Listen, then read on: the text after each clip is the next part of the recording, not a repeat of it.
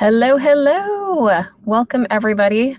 Welcome to DTCX 10 Global. My name is Jenny. I am a strategic partner manager here at Gorgias, and I'll be the host for the first half of our webinar today. I'd love to introduce our first guest today. We have Nick Shack from, he's the managing partner at Structured, and the topic he'll be chatting with you guys today is AI-powered email marketing at scale is the title. What's up, Jenny? What's up, everybody? Hope you guys are doing well. We're getting right into it today. There's no waiting. There's no walking. We are going to jump right into the back of it. So let me get my screen shared and we'll send Jenny on into the back room. This has been a pretty interesting structure. I would say for the last 6.5 months, I've been playing around with a couple different tools that I don't necessarily think many people are playing with or thinking about or trying to build towards. And look, I'm not a big AI maxi. I use very minimal AI on any of my teams.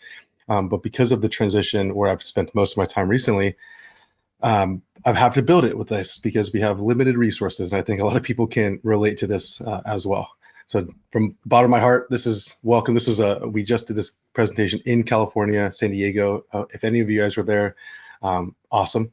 Welcome back. Good to see you again. But it's cool to do these events in person. I think it's very, very powerful that Gorgias and the rest of the DTCX team continues to do this because it's actually very worldwide. Like there's no reason why we should just be doing this in one city, one state. And so these online webinars are, at least for me, very, very important. My friends can call me Shaq. So hopefully you guys call me Shaq when we're done with this presentation. I spent a good amount of time thinking through and where this goes. I'm 11 years in from the agency side to the event side to SaaS and most recently the brand, which is where I'll be speaking from specifically today. And please drink my drink. If you live in California, if you live in America in general, you'll be able to drink it. If you're abroad, you can't get the good stuff, but I'll talk a little bit more about this as we kind of go through the rest of the overall presentation. Up until this point, here's my background. We built a team called Structured, Constant, Lucid, and most recently Breeze. All these have led to this major moment of like understanding how acquisition plays, understanding how remarketing plays, understanding how creative plays at scale. And I'm starting to see like how some pieces work together and how some pieces are still pretty isolated. And also like if there's questions because of the way that I'm sharing my screen, I won't be able to see you guys. So I apologize if it seems like I'm ignoring you. I'll promise to stay on and we'll do a bunch of questions in the back half because my goal by the end of this talk is to create so much questions that we spend another 20, 30 minutes and freak out the rest of the team because we have to keep moving on. So kidding, guys, we'll keep it tight. This is my motto. This is the season I'm in. I am finding out and I am fucking around wholeheartedly. I think a lot of us are too, because we don't know what these tools are going to do. We don't know how this is going to happen. We actually don't know where it's going to go. But what we do know is like we have incredible marketing brains and we have things that we're trying to solve and uncover for. I think that's the place where we really want to begin. This is where my initial question was, as we come into Q4, as we come into a major moment to A, grow LTV, B, pull on LTV, increase AOV. Like there's a lot of terms and acronyms that we're going to be saying on this. But I had to test to myself because I wanted to make sure myself, my team, and the tools that we have gave us to put us in the best scenario possible for an incredible Black Friday or an incredible Q1, right? Some of our brands, maybe they don't participate in a Q4 on a major way. Some of us are just looking for another major moment. That's Q1, Q2. I think this works in a rolling 60 days, rolling 90 days, ideally 90 because you want more data, more info, but you can pull this off in 30, 60, 90 day chunks. In doing this, I'll show you how we had to do it manually. I now pay an app about $20 a month to kind of give me this data and you got to dig around for it, but it was crazy how much it would optimize it. And now most of my team can focus on like the customer journey, the life cycle, the positioning and upsells and cross sells, especially if you're more of a retention focused person. This influences the acquisition offers. This influences where the teams need to be focused on from a margin standpoint, from a positioning standpoint, from a creative avatar standpoint. It all comes into this from the life cycle. And that's what we call it a life cycle because there's a beginning, there's a middle, and hopefully never an end. But if there is, there's an end to it. We have to have these different relationships with our customers. For me, this is what's led us to have an incredible output. So again, this whole conversation is very, very important and integrated to how our business works. This is the last 12 months. We're sitting at 45 million top line, profitable and growing. And this is the most important thing that we could be talking about at this moment, because just that alone, and I at the beginning, I have these little bulls in these corner because I am extremely bullish on what we need to do here. A little reference to the stock market, a little reference to what's happening in America right now. But this is setting the scene of like, this is so important and very, very integral to growing a online subscription business, growing an LTV style product, not even subscription, even if you need people to be repurchasing across other products, this is where it makes sense. So usually these are the three questions. If you're running a retention team, if you're on an agency side or your team is building, it's like, how do we build a segmentation that's an LTV focus for today?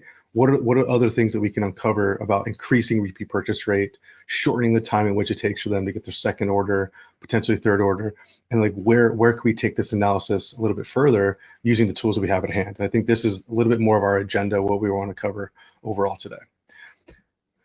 What usually happens, and this is, you probably fall in some of these buckets, or maybe a couple clients fall into a couple of these buckets, but usually you have a lower AOV and you have a high frequency of purchases. It's a trinket, it's a gadget. They can buy multiples of this. They want to continue to buy it. Usually we need to incentivize them with an offer first.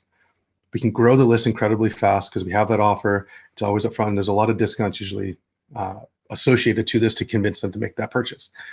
Or you live in the middle, medium to high AOV. We live in the middle, medium AOV, about $100 overall AOV, 115. They should buy it frequently. Is that a month? Is that 2 months? Is that 90 days? We don't know. We need to make sure we shorten that down. Where do you guys identify it? This is usually a lighter discount because it's a higher value, and it's not as frequent or fast as the list grows as our lower AOV. Then I don't know how any of you guys do this when you're selling high ticket, very, very expensive products, couches, furniture, home decor, less frequent, no real major discount, or if it is, it's not large enough to really sway a consumer to kind of get into it. They're going to shop around, go to Wayflyer, et cetera. These are usually where the buckets fall into it. And if I think through where this overall structure can lead us into, we have to think about it like we're building that house. So brick by brick into the blueprints into a finished house. So stick with me and live with me right here at this bottom part. That's brick by brick structure. This is kind of like the personalization levers, kind of like the groupings that define where all these customers are coming in at and where you're starting to get some information on who they are, what they're interested in. Move up a little bit further, that's where like a little bit more on the segmentation looks like, where they're using Klaviyo, where they're using Omnisend, where they're using Sendly, whatever tool it is that we're using from an ESP standpoint. This is much more specific groupings. Where are the customers, where they belong? You kind of go to the whole full life cycle, the holy grail where we're building. The home is fully furnished and finished. And this is kind of like, where's the experience? How are they building trust? How are we able to communicate to them on a very specific level? And it kind of stacks up like this, right? And so you're probably nodding along going, yeah, this is how you build some of the tagging, some of the segmentation to understand what messages and what products should be sold based on gender, based on the customer name, when do we send it at, other events or birthday reminders, restock reminders, what code did they use? Do they have an offer that they took? Now we're moving up a little bit higher. Is there a location? What product were they being purchased? Do they take it on a discount? Do they take it on a full price? Where's that deeper segmentation in? Do they take the offer? Do they opt in? Do they opt in for no emails? And then the final thing is, do they take an upsell or cross sell? Are they getting specific dynamic products? What is the code? Are they only buying on code? What is the frequency of their initial second purchase? Do they refer the customer? Are they referred customers? So this is the infrastructure of building what could be and should be an incredible lifecycle structure. How do we do this? I'm not going to bore you with the specifics, but this is usually how we go back and do this on our team. If anyone can or cannot receive marketing, choose anything from the drop down, segment it, make it a little bit more specific. Maybe it's the visited website, maybe it's overall cart. We usually try to layer this as many times as possible. Again, things that you guys have already known, 30,000 in this segment specifically, active on site at least once in the last 30 days. It's a large bucket. It's not super specific, but it's close enough. Then maybe we added another, they landed on site in the last 30 days, but then they added it to cart. This is how we're building our cart segment, obviously. Drops that a little bit less to about 8,000 people. You get a couple of different segmentations in Shopify. And I think this is where this conversation starts to turn a little bit more interesting, depending if you're using Shopify's SQL, where you can start building the specific reports, make it as automated as you can. I have a couple of examples coming into it, but these are to the most part a little bit more generic and doesn't give us too much on the ability to customize it. So you do have to do a little bit of uniqueness on your own. And why I care about this is because you're going to put two different styles together. You can do your email engagement, and you can do kind of like your purchase history. So let's just run down these two specific lists. On email specifically, Klaviyo, whatever you're using, you have an open rate, you have your website activities, all the campaigns specifically that they're interacting with. You have a little bit of predictive analytics, not too incredible. It's getting better. And obviously we have all of our attribution and tagging sources. This is baseline must have.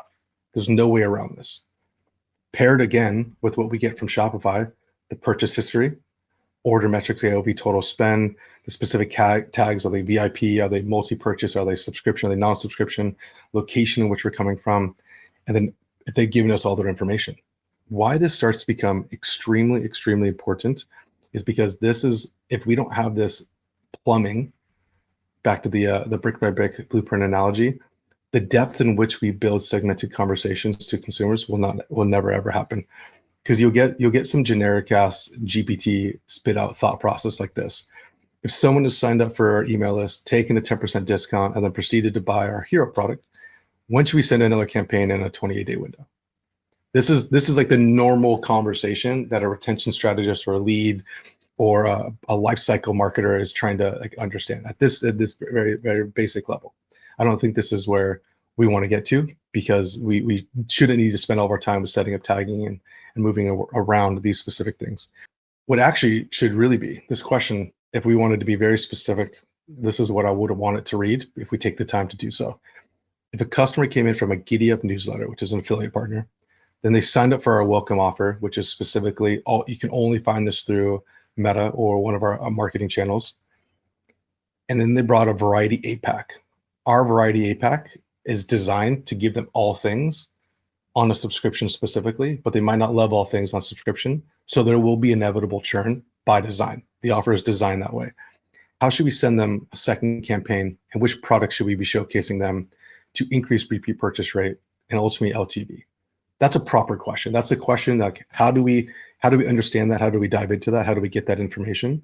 Because if someone's taking the Variety pack, and then all we're going to be able to see is they've churned, they're not repeat buying from us, when in reality, the product and offer was designed for them to not take everything, find what they liked, resubscribe at a different price point. That is all life cycle. There's so much communication that goes into there, and we have to meet them at their moment. And so when you look at the two areas, it's either campaign performance or it's customer journey. We got to start with the customer journey specifically first, and then we'll go into overall campaign performance analysis. Our customer journey, this is a small segment. I'm going to do an updated one for you guys. I'll tell Anna and the team. I'll send how our entire ecosystem of Breeze is built out, because we have a pretty lengthy build. But all this to say is, however they're entering, you probably have a very similar map to yours as you continue to grow. We're a mid-SKU, low SKU store. The more SKUs, the more touch points, the more communication, the more cross-selling, and the more positioning for it, depending on where they are with their carts. This is just a snippet to explain that there is a lot more work to be done, specifically on the customer journey and mapping style. Then we look at our campaign performance. What we do for our pacing. So this is a screenshot of, I think this is right in July. How we pull on a day-to-day measurement. We do a day-to-day forecast. We do an hourly forecast on paid spend. We'll pull in all returning revenue. It's about all returning revenue for the month, as well as all the returning revenue from a day-to-day basis, just to understand pace and just to understand where this is specifically coming from. So this is the top of the information. This then drives me into understanding what campaigns are being sent in when. So this would be another scorecard of like what campaigns, what are the open rates, where are we sending at? This is more manual out of exports. I want it to be manual. I don't need this automated. I want people to be in the numbers. And then we go into like our overall day-to-day pacing of like when sends happen. And this is more of like the research gathering of information phase. So we know when the flows are sending, and we know when the campaigns are sending, and we know when the revenue is peaking at these specific times. So this is a case study specifically from July. What then goes into it is then I have to understand what my churn is for per product for each one of our products that we're selling, and the SKUs and the variants. So is it a 6-pack of X? Is it an 8-pack of X? Is it a 12-pack of Y? That's 4 different documents now we're having to play with. It just continues to go.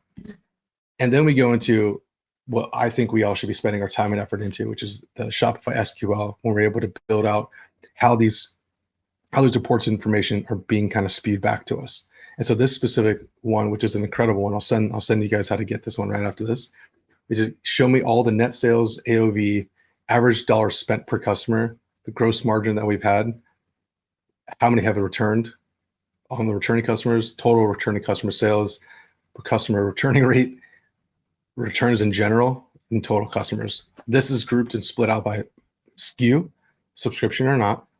Is this their first order? What month did they come in? What month did they spend in which customer?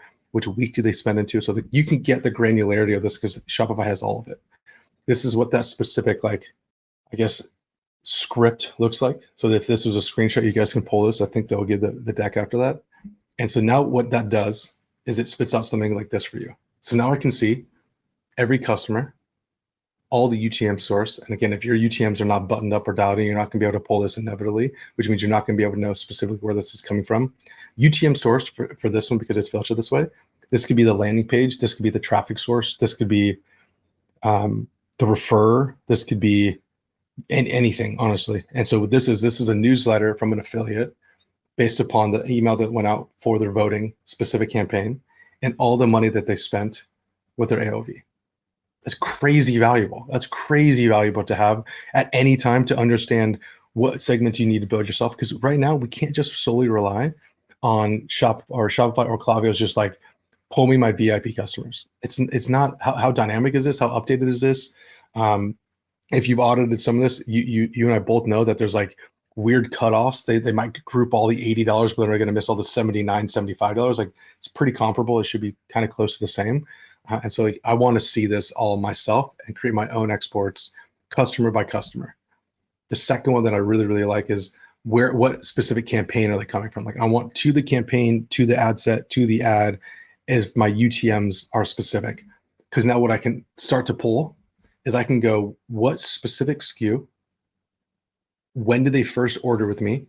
How many total sales did they generate for me with the total AOV? So this one specifically is starting to show like what products should I be playing with and where are my gross margins?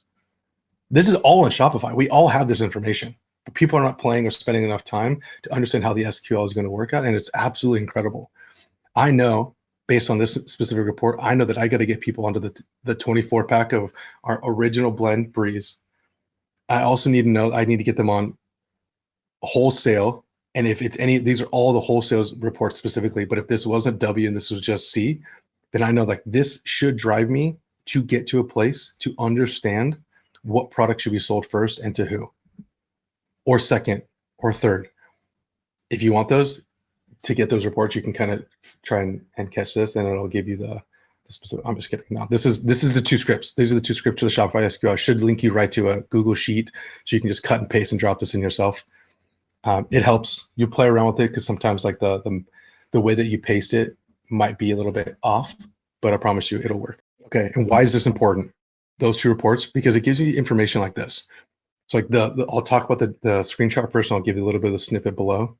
I'm trying to understand and shorten the time of second purchase from first purchase and then third purchase from second purchase. And how do I make the third purchase a subscription purchase? And so what we've been able to do is I've been able to decrease the time it takes for that second purchase to happen. Why? What are we doing? This comes to timing of email. This comes to product from the customer, season, time of the year. There's a handful of these reasons that we need to uncover to really fully get how do I put the right offer and the right product in front of the right customer. And that depends on what they came in at. That depends on if they were a subscription or not. So this number is a moving target at all times. But what I uncovered was like in the last 90 days, if a customer bought a 6-pack of our 7-ounce and took an after sell upsell and opened a mocktail Saturday or Sunday email, they're more likely to buy a 12-pack of a 12-ounce within 14 days of joining our list and subscribing by day 30.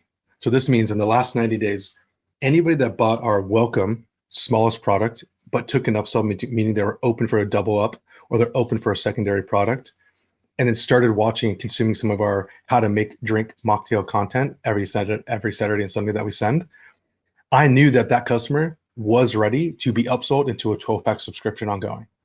It's crazy info. That's the journey. That is the path that took me way too long, the team way too long. And I want to do this ongoing. I want this evaluated ongoing. I don't want to pull and run this report ongoing. It's ridiculous. So we went from 34 days originally, then down to 33 days. And then now where we sit at 27, I think I'm a little bit up from this. Like I think I pulled this yesterday. It wasn't cleaned out. I think I'm sitting between 28, 29 days. So I'm not back to 33, which is incredible. But that's the game. That's that you as a retention marketer increasing LTV and AOV. This is the whole entire game that we're trying to play. And so what pisses me off is we use alongside to support the team a tool called Rayleon. That's like the $20 tool that we were playing with. And like I'm sitting here going, pull all this bullshit in these remarks, and they're telling me this is my loyal customer, so customer that spends the most with us, and these are our growth customers. Growth is the customer that's more likely to take action in the window that I'm trying to have them in, which is like that first 30 days. So it tells me right here, like I have majority of the first purchases, 3,000 in this segment. Their second purchase goes right into the lemon elderflower. So all the same time. Now I don't get the nuance of them taking after sell, them checking out a couple emails. I can get that if I ask the correct questions, but this one was just straight spit out like, here's what people are taking.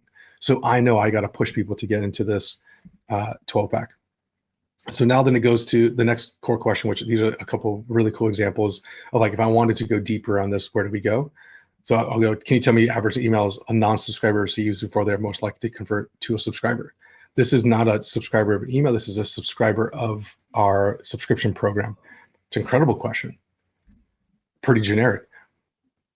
In this period of time, we've sent 621 emails. So I think it measured across the entire first three quarters.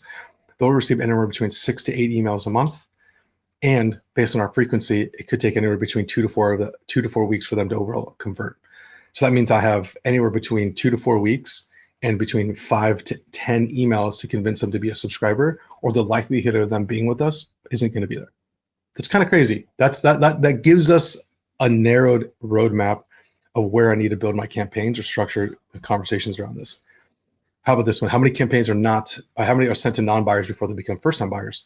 And which campaigns are they usually the ones to earn the first purchase? We don't have this as much as most brands. I've been asking a lot of people on the agency side. Most of the time, people signing up are taking that first code and making the purchase pretty quickly. There's like a small drop-off of people that are not signing up, that are signing up and not taking a purchase. So I will caveat to that, but it's still good enough learning. On average, non-buyers receive 10 to 15 email campaigns before making the first purchase. And so it's 0 to 5. So the more I need to hammer these people across the head or have better flow offers as soon as they kind of get in and they're non-purchased, that's what this tells me. It's like, if it takes me almost 30 campaigns, 30 specific emails to these people, 21 plus, then that means my offer needs to be a little bit stronger in the first 5 campaigns sent to non-buying potential customers. Great insight. That's what the team needs to go hunt and be effective around. So I appreciate that. That's the really cool vibe around this. And again, we pulled this around July because July is a huge drinking month for us. And so we know that we can go pretty hard up into that 4th of July sale. So it's just cool. It's just cool random stuff like this. And even more thought starters, like as I open up to QA, because I know we're right on 8:30 right now, which ads should we run to which landing pages to sell which products? You can pull that in Shopify SQL. Which product should we begin with first-time customers? What design of an offer and product do we sell so that people can have conversations around this? And then how many campaigns should be sent before they receive their third order? So these are the thoughts that I want myself, I want my team, I want maybe the outsource team to be thinking about so that they can be very conscious of the messages, the creative, the offer, and the incentive to get and increase LTV from customers. And I think that's super, super cool. And where I hope all this AI stuff or tools lead us to be more intentional around. Good morning, good afternoon, good evening, depending on where you are. This is just more of like my thank you for spending time. Thank you to the DDX community. I care about this community more than anybody. I love this work that we do. I appreciate you guys spending your time, effort, and morning or afternoon with me. Screenshot this. This is to tweet at me and tell, hey, Nick, you're not as dumb as people say. Thanks so much for your talk.